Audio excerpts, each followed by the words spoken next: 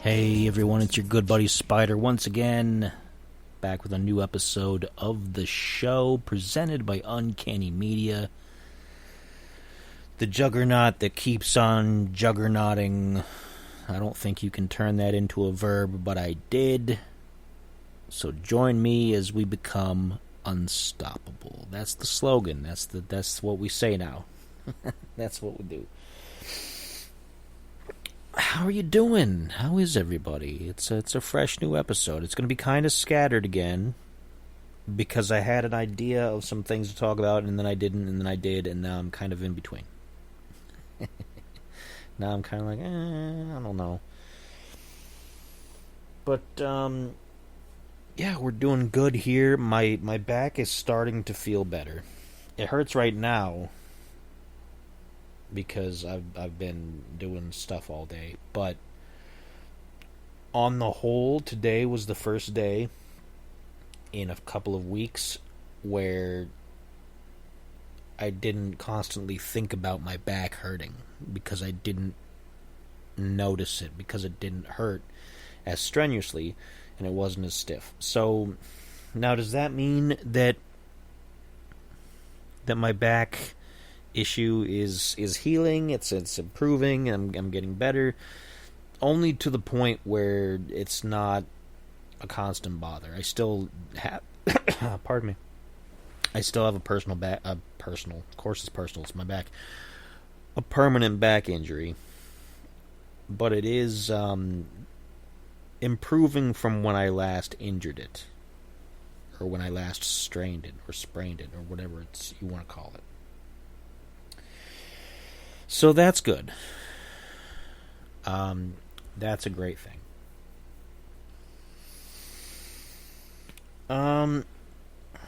The theme of the show, I have a bit of a theme that I'm going to go with for the bulk of the show.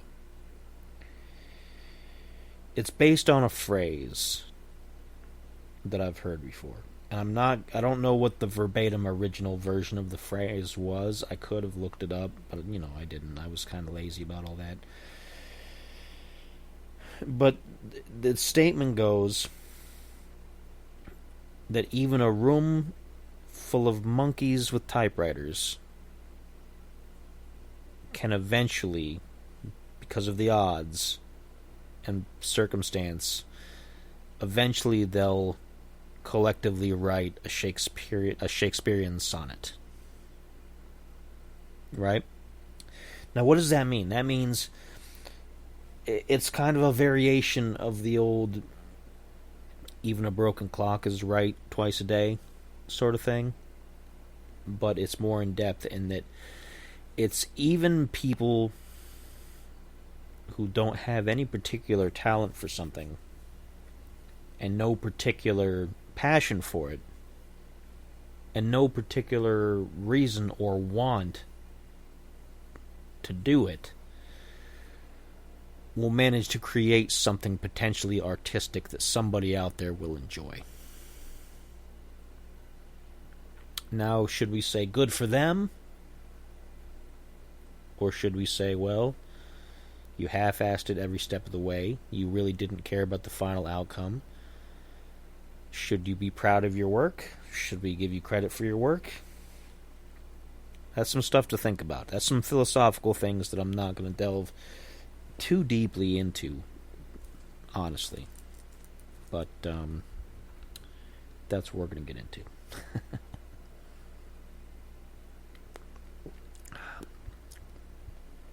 I'm sipping on tequila this evening.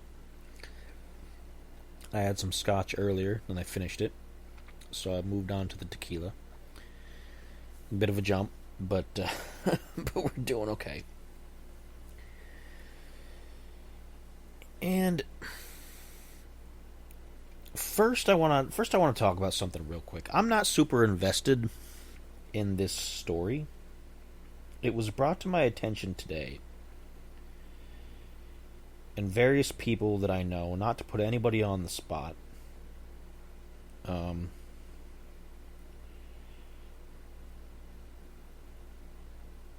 not to put anybody on the spot.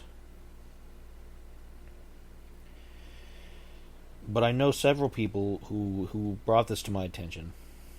We're going to talk for just a minute, not for very long, because I think this is a pretty cut and dry issue despite, other people are going to have lengthy statements about it, and I encourage you to listen to all viewpoints. I'm not going to say mine is the one true thing to listen to, okay? This is just my thoughts. Let's talk about Roman Storm. It's a person.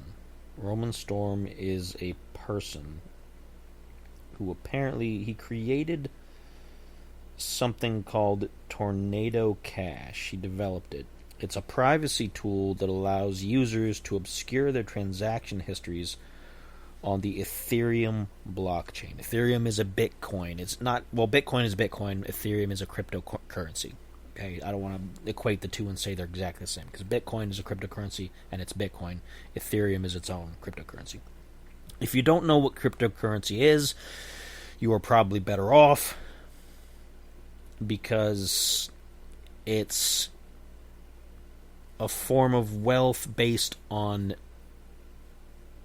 bits of data, is what people say. But to be perfectly honest, it's a long con. Cryptocurrency is a long con that caught on and is now kind of entrenched to the point where it's going to become a thing. It's ridiculous how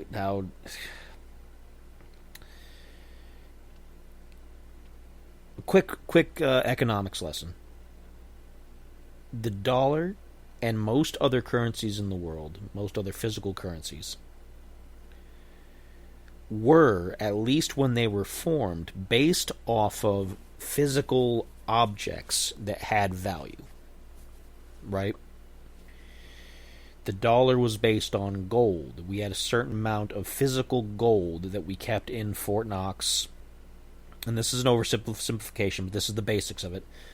That dictated how much money we could print before it started diluting the value and things of that nature, and that's what it was based off of, right? You could take a dollar. The old phrase was, you could take a certain amount of dollars and you could go to the bank and you could say, I want to exchange my dollars for gold. And they would legally have to give it to you. Now, over the years and years, there was a lot of arguments for and against and things like that, and banks didn't want to do that because they didn't want to be caught with, because there'd be gold rushes, where if the economy was doing bad, people would want to trade in for something solvent, which was gold, leaving the banks high and dry with no funds. So eventually the American system switched to a credit-based system.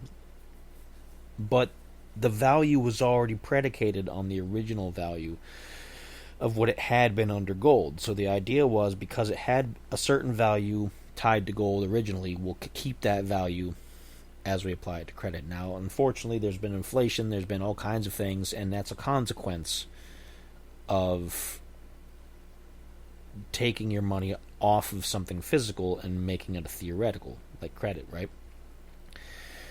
Now, cryptocurrency started as one person created it based off of data and convinced another person that it was worth something, a certain amount of money, and sold it to them. And that person decided, well, now that I have it, now that it's rare, it's worth more. So the value went up, and they sold it to more people. And it got spread around, and it got sold to more and more people. And as it got bought and sold, more and more people believed that it had value, and so they gave it value of a fictional sense. Okay? Until we're at where we're at now, which, as I open my my stock trading app, I would tell you which one, but I don't want to get hit for unsolicited sponsorship and that kind of thing. As it stands now, Bitcoin, which was the first real true cryptocurrency to make it big, is sitting at $113,595.13 per Bitcoin. It's ridiculous. And to put it into perspective, The second closest, which is Ethereum, which is one of the things we're going to talk about, is 4,169.44 per unit. And there's some, like the Dogecoin, based off of Elon Musk's Doge kind of stuff, which is it's 21 cents. And the only one that's made any sort of large money is Bitcoin, because it was first, and it convinced everybody to spend money on it. All the rest of them are struggling because once the con is out for one, it's difficult to fool people a second time. Fool me once, shame on me. Fool me twice, shame on you. Right? There's even a Bitcoin based on the U.S. dollar, and it's exactly $1 per coin, and it hasn't moved from that since its inception.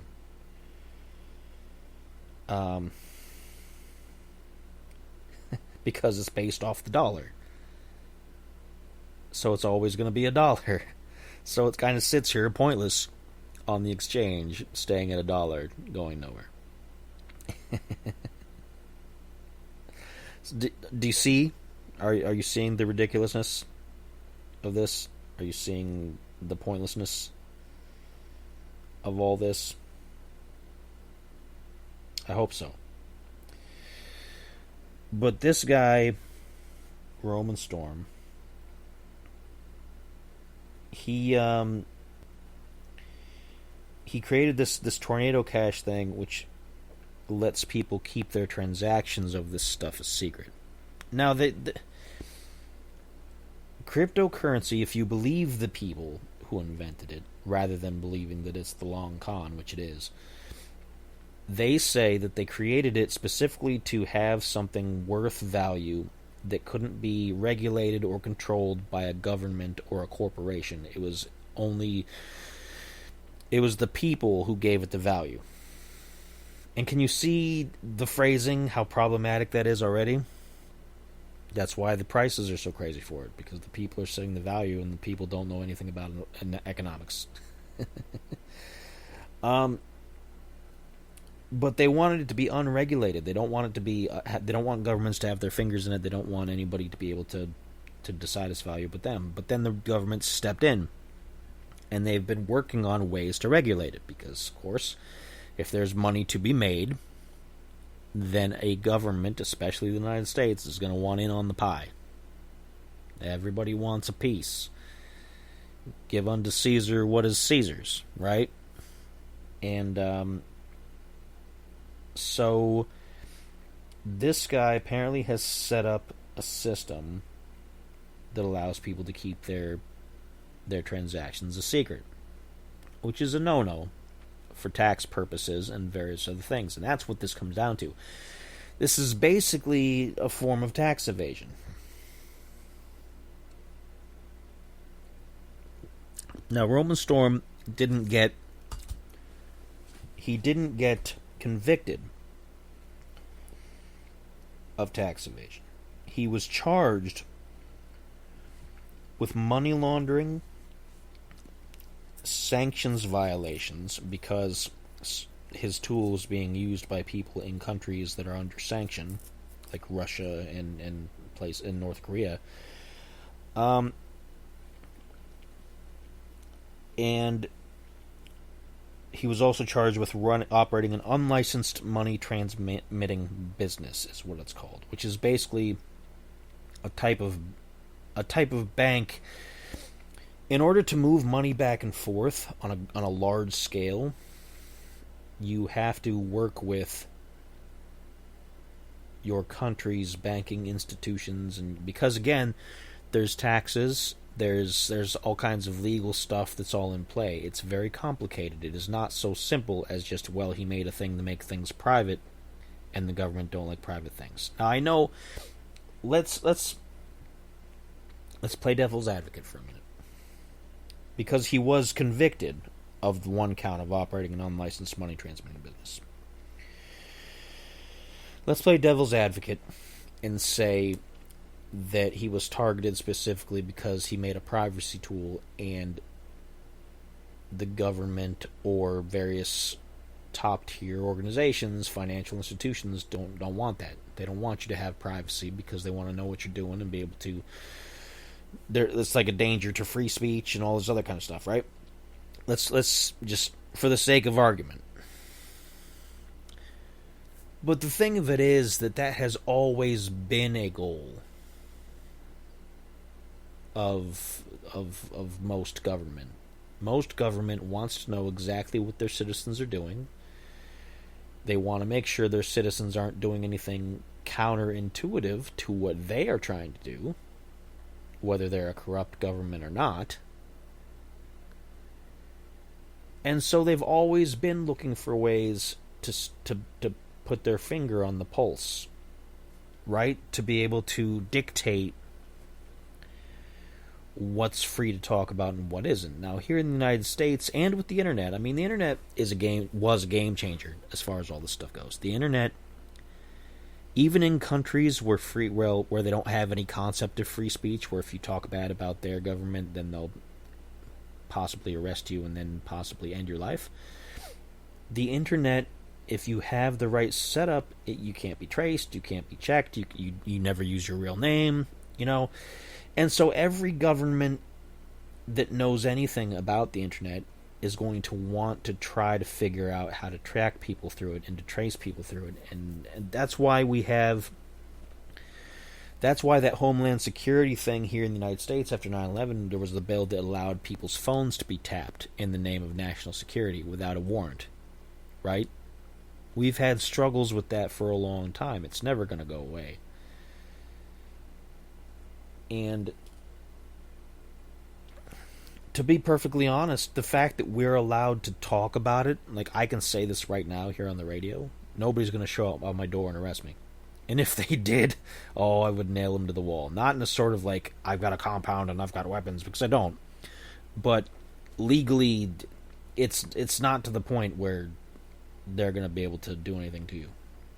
I mean, I know people out there believe otherwise, but nah. You've got the legal high ground. As long as you're not threatening, if not you're saying, I'm going to go and use a incendiary device on this politician's office. And then they come to arrest you and say, oh, well, I was just kidding, ha ha ha, because that's fire in a crowded theater, right? You're not allowed to say things that could conceivably be a true threat, because you could cause panic and you could cause, that's dangerous. If you're in a crowded theater and you yell, fire, fire, fire, and everybody tries to get out and somebody gets trampled and they die, you are responsible for that. Because if there's no fire, you were messing around for fun and you caused somebody to expire. Okay? So, there's limits to everything. Yeah, you can say whatever you want, but if what you said causes somebody to lose their life for no reason, then you had no right to say what you said. Okay? It's just how it is. And I'm a huge proponent of being able to say whatever I want to say. I have done so many times, and I'll continue to do so. I watch what I say not because I'm worried that somebody's going to take offense or that somebody is going to have their feelings hurt, or because because somebody might come and try to arrest me for it. I'm not worried about any of that. I watch what I say because sometimes things aren't necessary. Some things you don't need to say. Like, I'm not here to save people. I am not trying to save the world. I'm not the good guy. I'm not the hero of this film.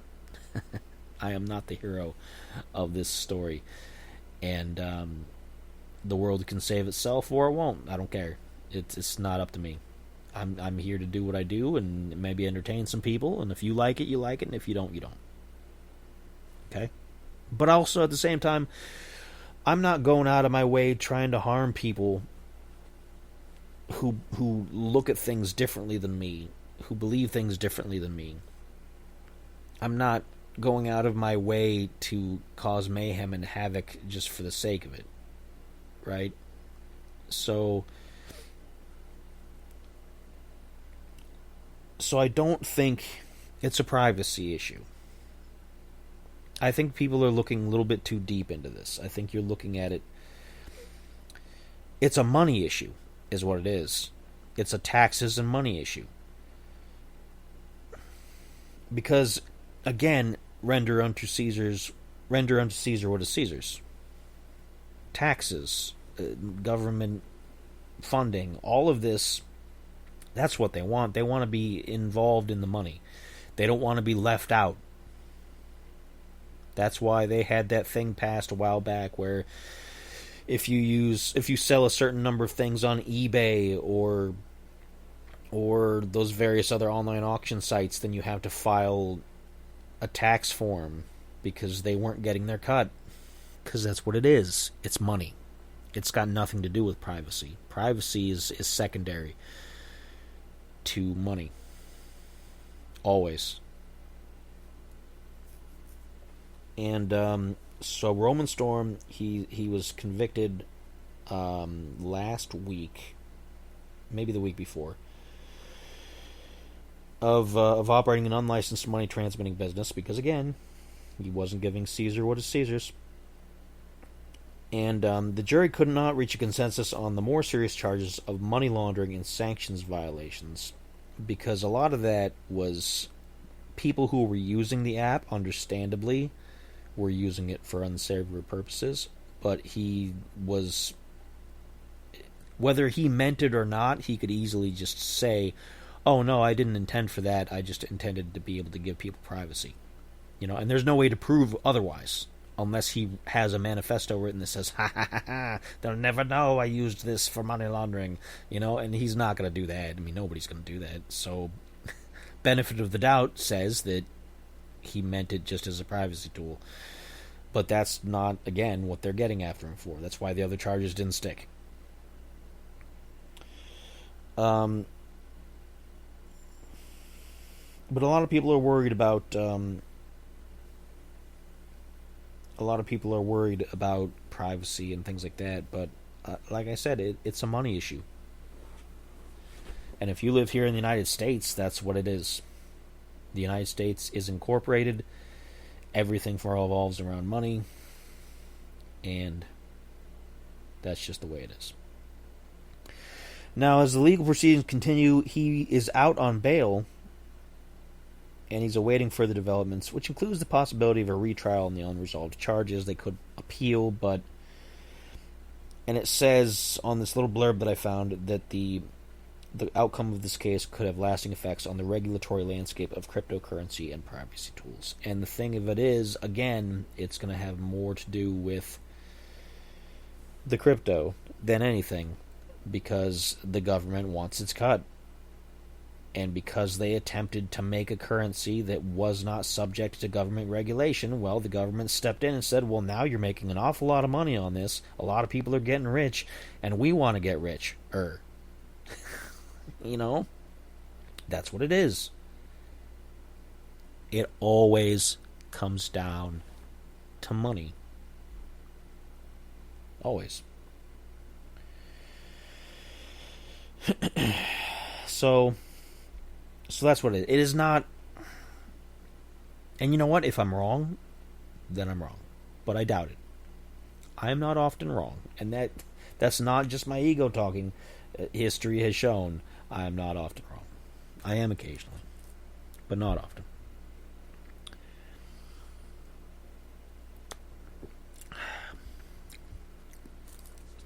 Speaking of not often being wrong, it is now August 20th. It's 19 days after the trademark lawyers made their list of demands. It is... Well, no, it's 19 days after the deadline that they set in their list of demands, which was August 1st. It is a month and 5 days since I gave them my response. I've heard nothing. And I'm probably not going to hear anything else. They had no case. They've got no guts. At this point, I'm not even going to try to be nice to them, because they bowed out, and that's the end of it. And now it's just amusing. And according to the Trademark and Patent Office, the trademark still has not been granted. Now, I expect to hear something about that by September 23rd. That's an important date, because that will be 3 months after the initial refusal was made, asking for clarification. 3 months is the amount of time they generally give people to appeal a decision or to request an extension. And if they request an extension, then it could be 3 more months after that. So then it could be September to October, October to November, November to December. So it could be through December before a final decision shows up on that trademark. But I'm watching it very closely, because, as I mentioned before, I was attacked for using a trademark that the person attacking me didn't own. And they still don't. So if you're listening, you still don't own it. And you're lucky I didn't file a countersuit. You are very fortunate I didn't file a countersuit. But I did other things. I did other things within my legal ability to remedy that situation. And I'm going to leave that at that, because that's its own business. And you're not going to hear about the details of that from me until it happens. But I can't wait for when it happens. Can't wait. But, and that right there is an example of monkeys with typewriters.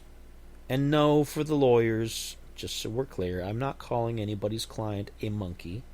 I'm using an example of, if you put a bunch of monkeys in a room with a bunch of typewriters, they'll create something that somebody enjoys. And that's where that's at right now. Whereas, on the other hand, here at Uncanny Media, I don't know. I'm being kind of mean tonight, aren't I? I'm being a bit of a jerk, but I think I'm entitled to it after the way I was treated. After the way I've been treated, I think I deserve to kind of be a little miffed, a little bit grouchy about the whole thing. But despite all that, we're growing. We are growing here at Uncanny Media. We have a huge partnership coming up next month, the beginning of September, which I'm going to announce within the first week of September. I'm going to keep it vague for now, but it's awesome. It's incredible. And it's going to unite both the East and the West Coast in a partnership for the ages. We've got that going on. This podcast continues to just get bigger and bigger. It's crazy, because I put out an episode. I'll put out a new episode, and I'll get a burst of listeners, and I'll think, okay, that's all the people who are going to want to listen to it. And then over the course of the next week, I'll just get another listen here, another listen there. Other episodes will get listens.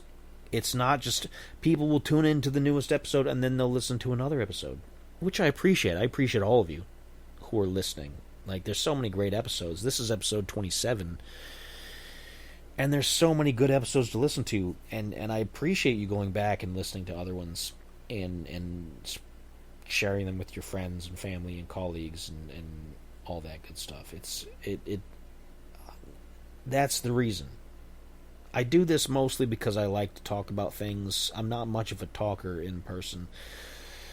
I don't mind talking in front of a microphone, because then I can just stream of conscience, right? Stream of consciousness, get it out, and whatever thoughts I have, get it out of my system.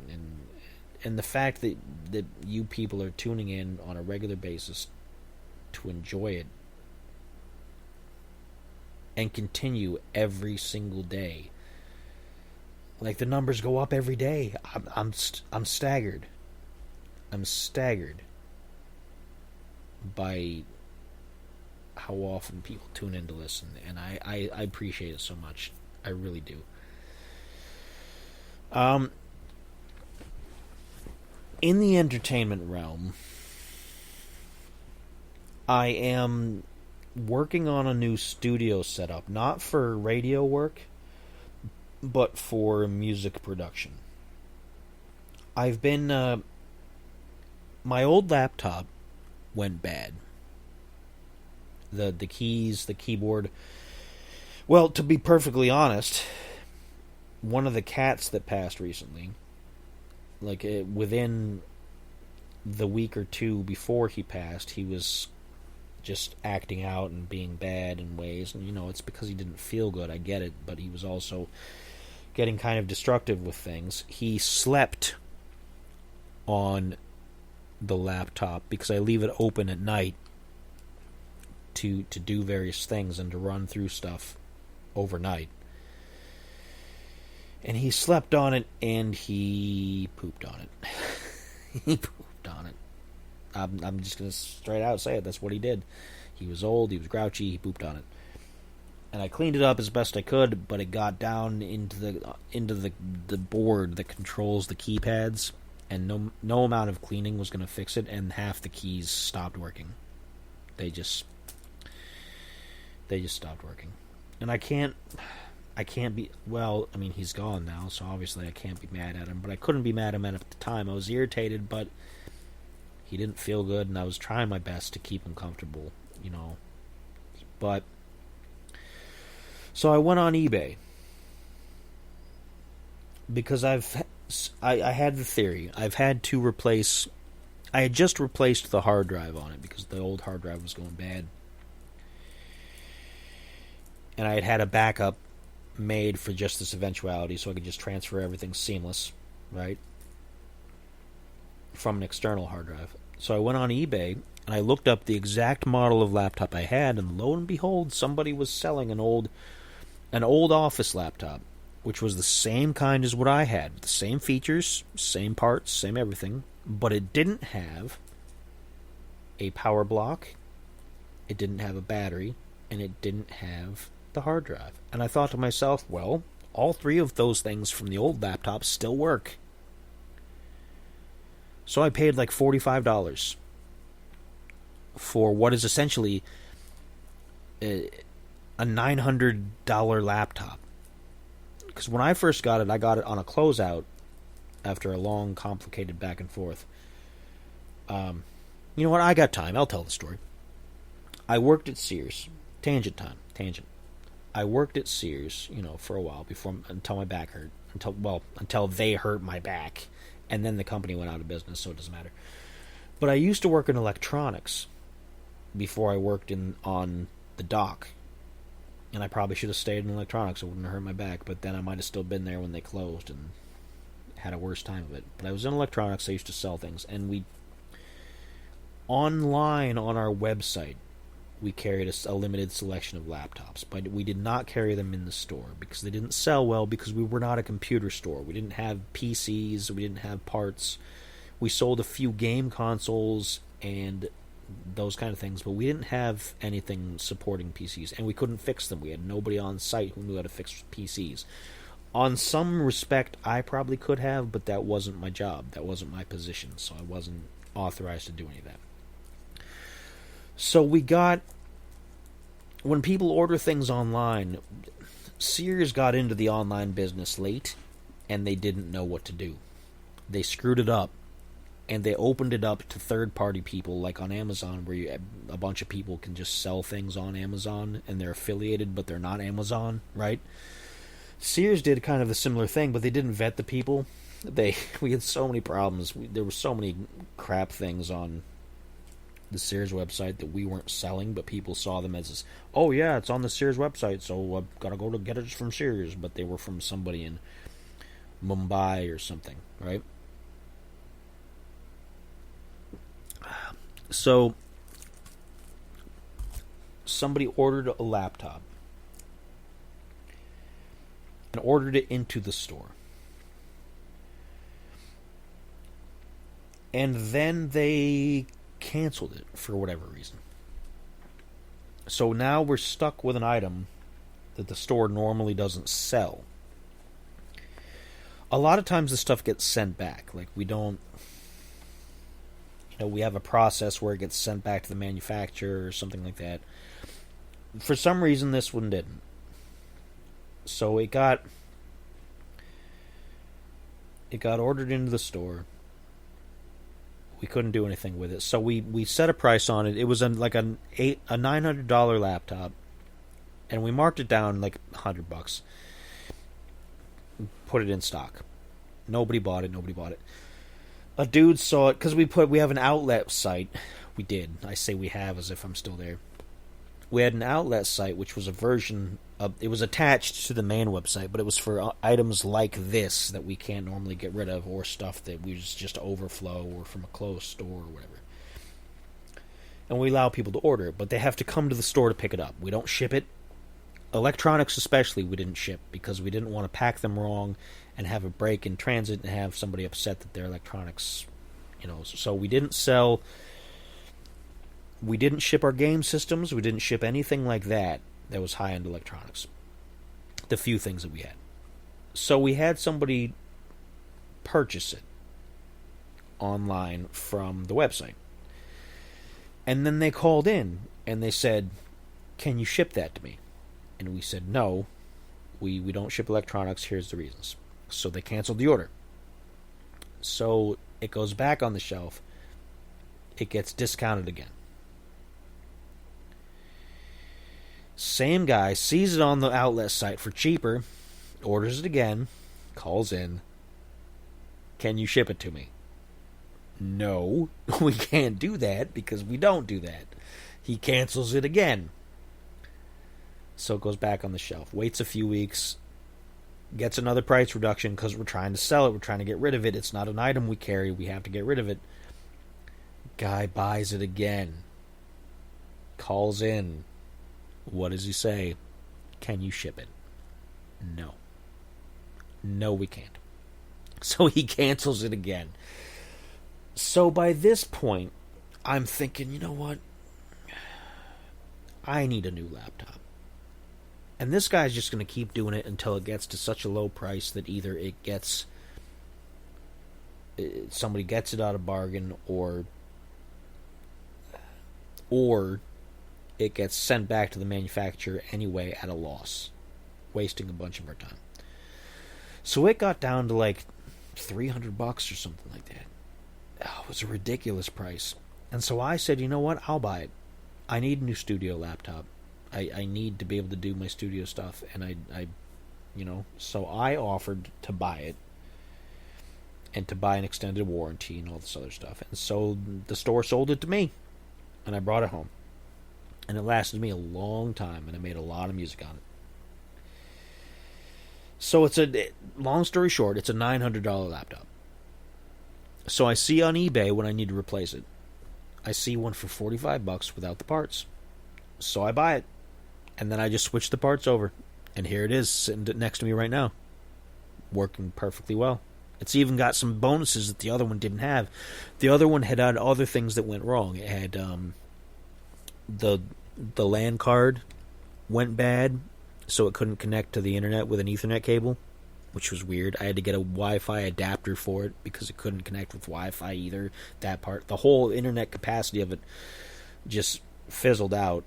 So I had to buy a separate little Wi-Fi antenna to get it to connect. But this one, the Ethernet plug still works. So I don't have to be on the Wi-Fi, so I get a better stable connection. So I can do the radio show like this.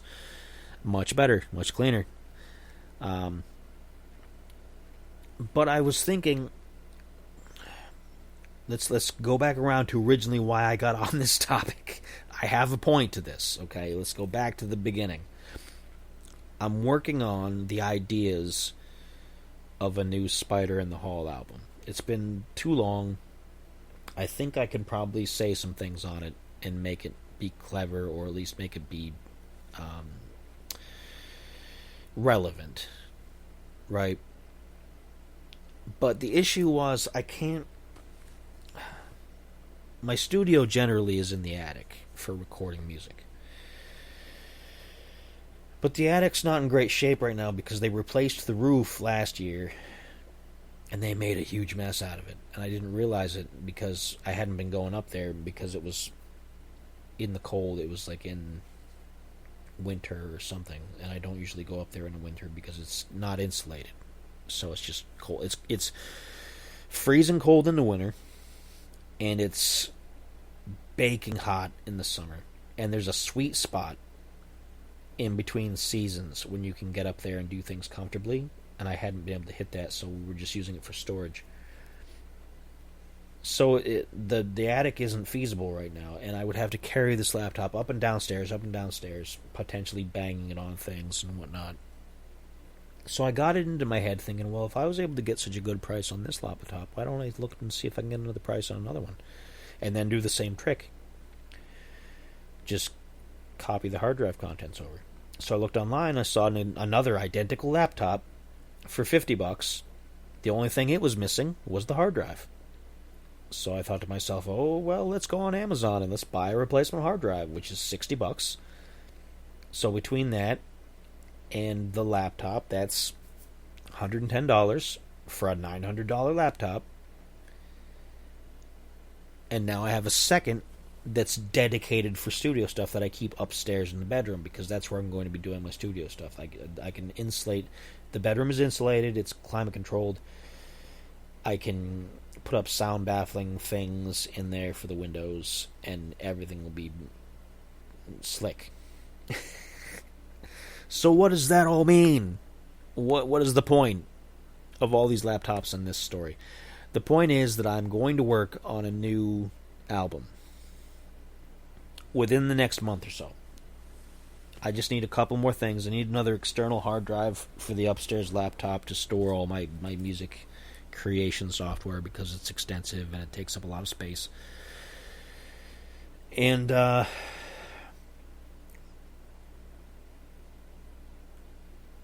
then I'm gonna try to record a new album for the first time since 2019. I didn't realize it was that long until I was looking at the date of the last album. It's been 6 years since my last album, when previously I'd been pumping them out like almost every year or every other year since 2011.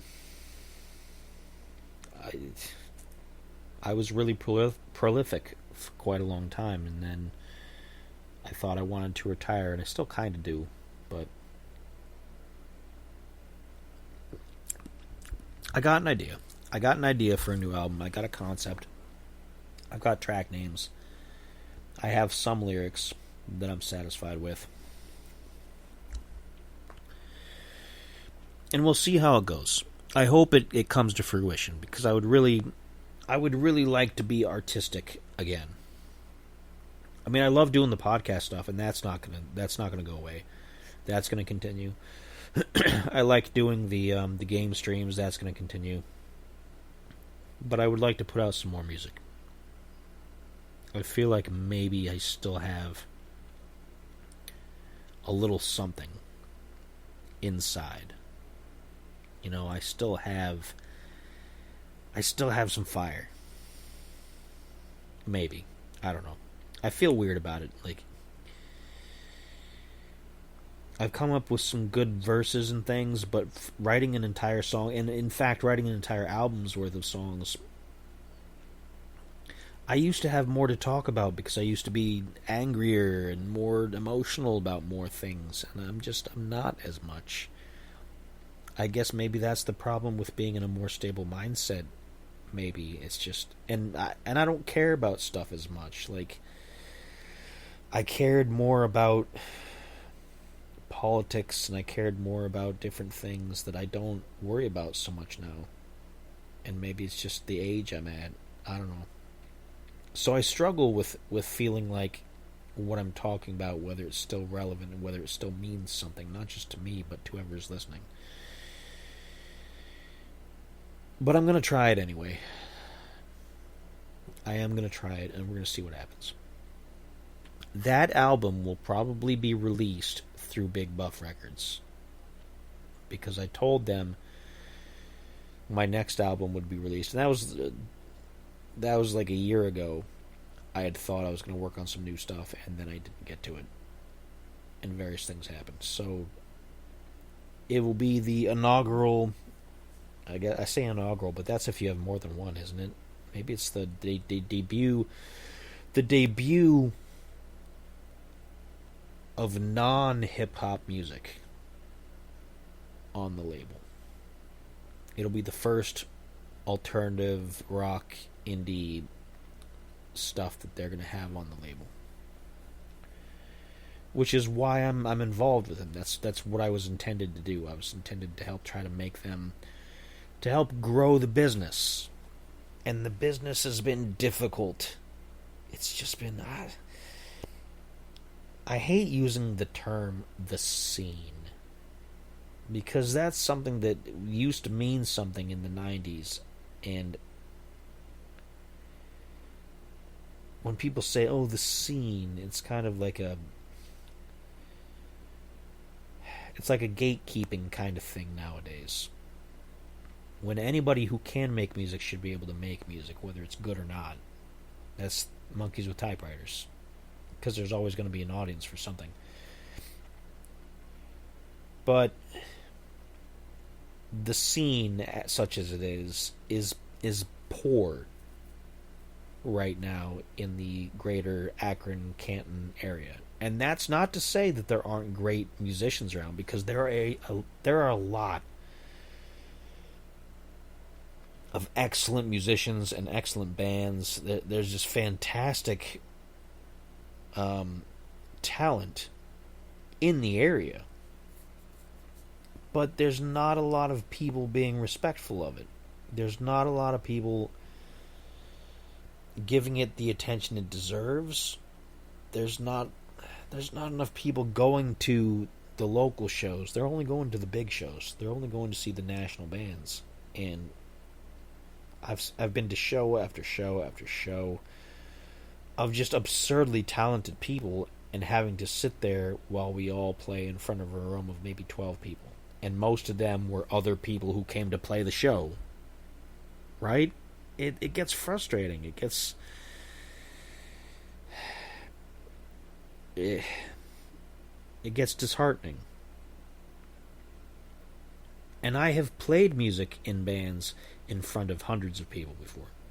Back during the Beneath the Scars days in Pennsylvania, and even playing in Cleveland. Places in Cleveland, like hundreds of people. Literally hundreds of people. We put on our own shows sometimes for hundreds of people. And I don't see that for the local bands out in this area. I'm not seeing any of it.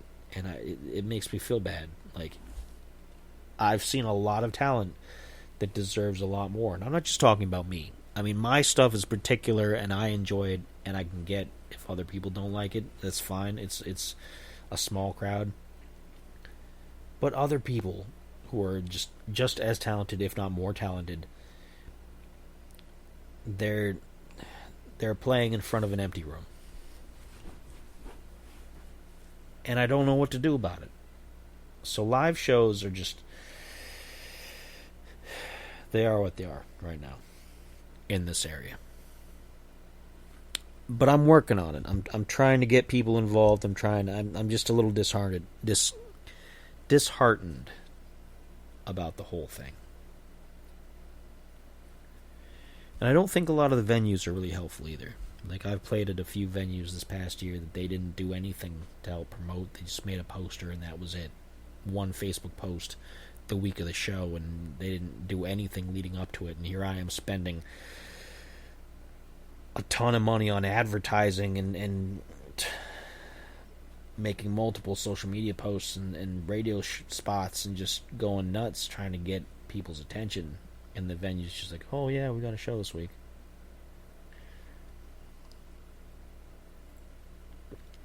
I don't know. I sound really grouchy this episode. I didn't mean it to go this direction. I didn't.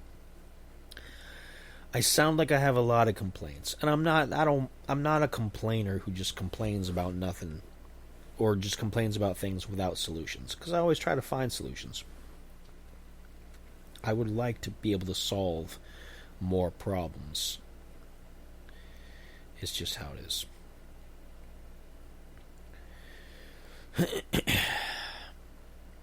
In other news, if you remember several shows ago, I talked about Dragon Age the Veilguard and about the problems people had with it and various issues. And it will be coming to Xbox Game Pass very soon. It's slated to come to Game Pass in the near future. They just put out an advertisement recently.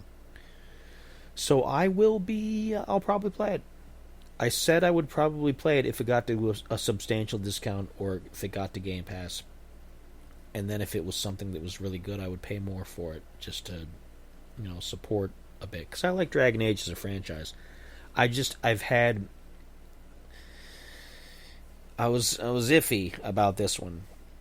And being able to try it out, essentially for free, will probably sway my opinion, and it'll give me the opportunity to give it a fair shake. So once that happens, I will probably do a more proper review, rather than just talking about the controversy that I've heard of and everything. So we'll do a proper review of that game. There's other games coming along in the near future as well, and whatever comes along, I'll try to talk about and give you guys a heads up on what we're doing with it.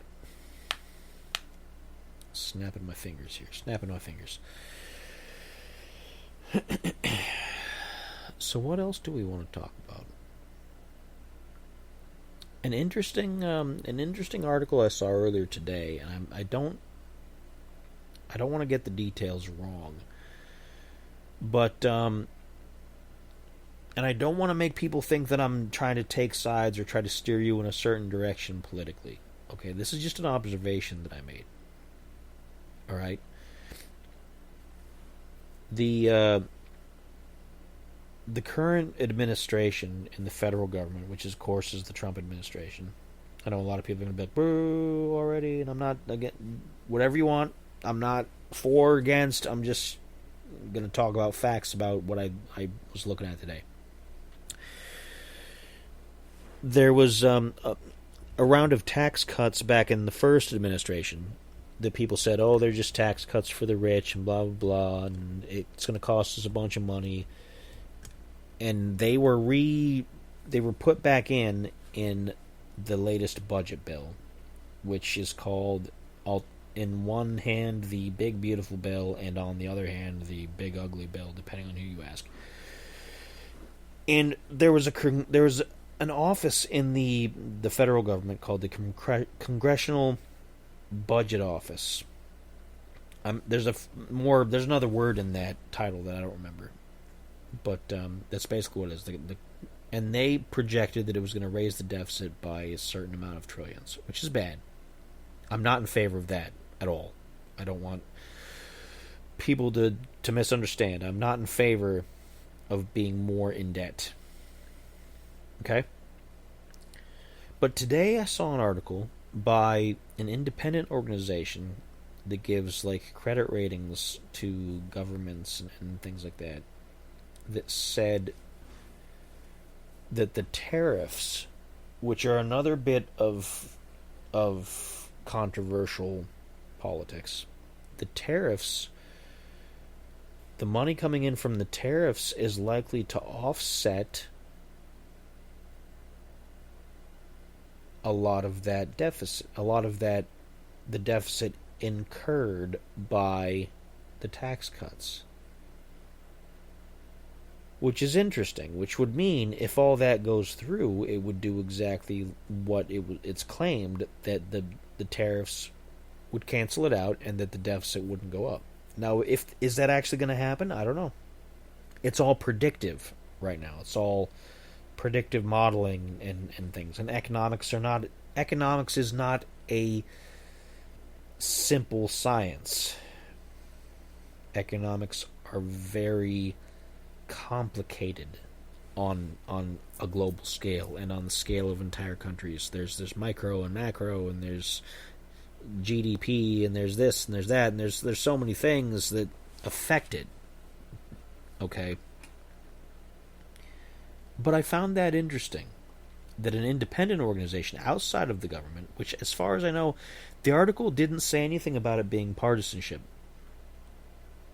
So I don't have any reason to believe it was just painting a rosy picture for the government and it was paid off or anything like that. I mean, it could be. Everybody's paid off these days, except for me. I could use some more money. Give me some more money. Maybe I'll talk nice about you. I probably won't, but I'll still take your money. But I found it interesting that an outside organization with no vested interest in telling us that we're better than we are would say that it's not as dire as another branch of the government said it was.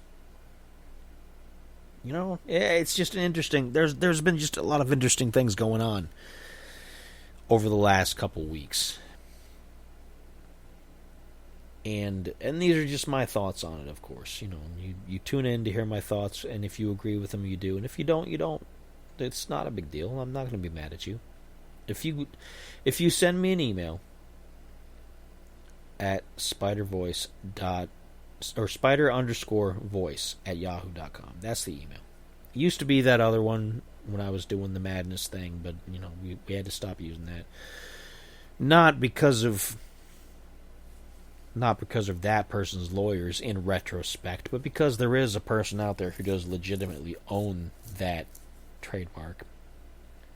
The person getting after us with their lawyers doesn't own it, but somebody else does. So it's better to drop it anyway. Tangent. Spider_voice. If you send me an email and says, you know what, I disagree with you. I don't think you... I think you're wrong about this issue, and I'm going to explain to you why.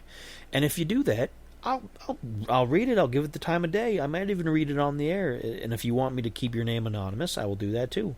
I won't put you on blast. I won't call you an idiot. I'll just say, oh, you know what? I got this thoughtful email. They disagreed with me, and while we don't agree on the issue, I appreciate the email.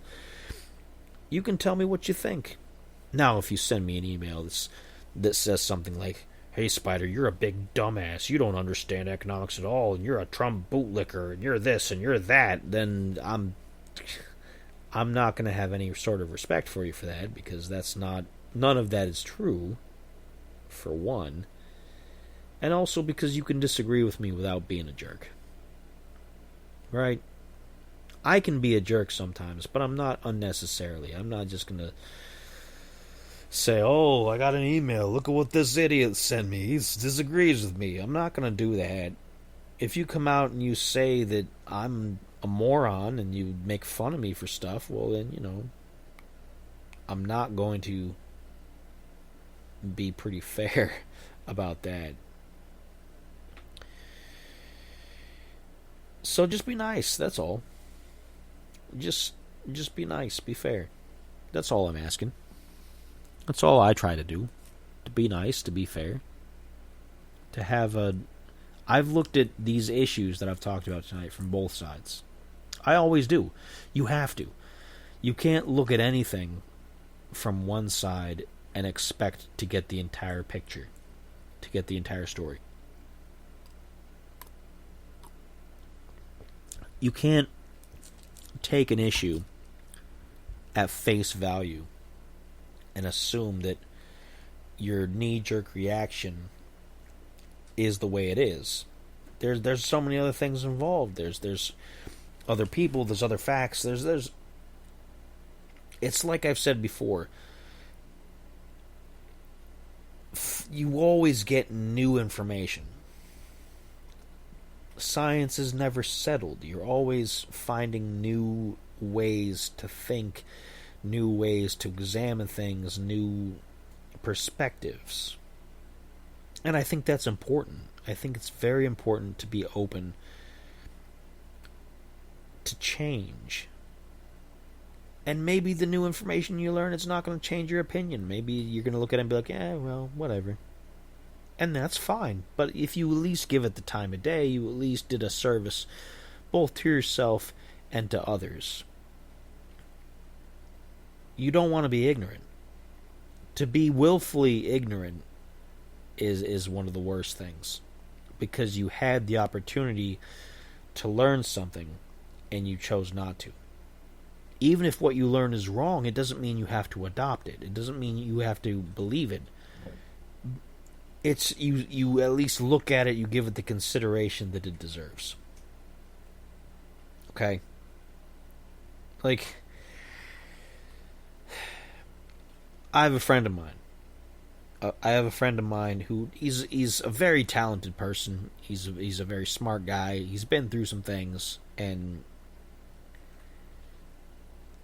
I give him a lot of respect.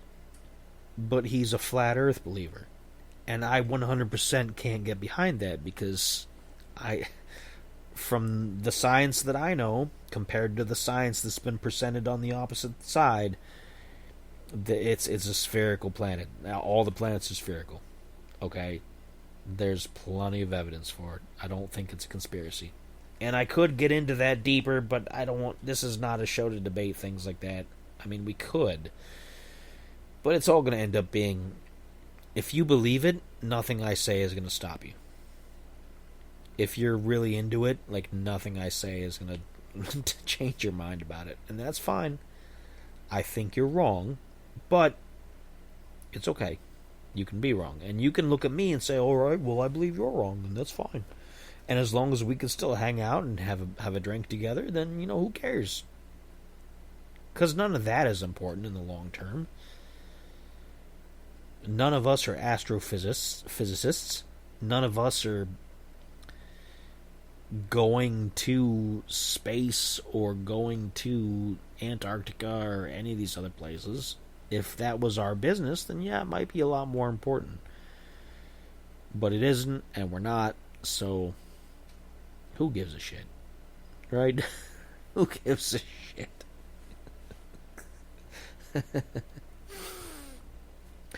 So this episode went all kinds of directions. I don't know what I intended to do from the beginning, but I'm glad we talked about some of these things, and I had fun.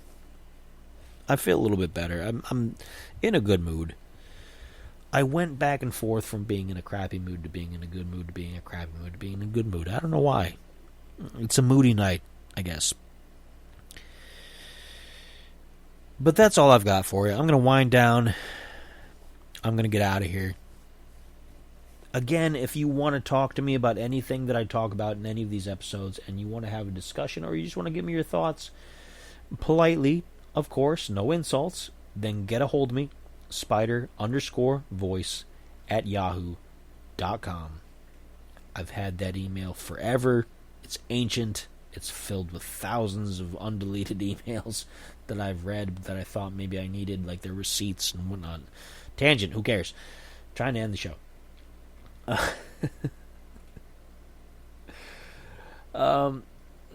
Tell me your thoughts.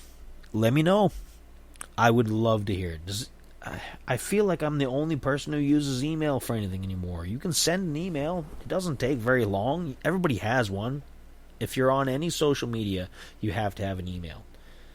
Even if you don't read emails, you have to have the email to sign in and out. Like, you have to have made one. You got a Gmail account or a Yahoo account or an Outlook account or something. So just talk to me. Talk to me. Tell me. Let me talk to you. What do you want to talk about? All kinds of pro wrestling quotes. Anyway, you do that. We'll talk. Maybe I'll read your email out on the air. And if you want it to be anonymous, I'll do that. I won't put you on the spot. And I won't call you names. Unless you're mean to me, in which case I will say not nice things about you.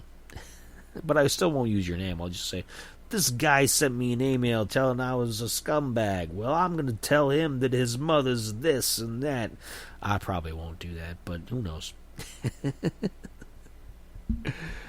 Anyway, that's it. That's all I've got. Have a good night.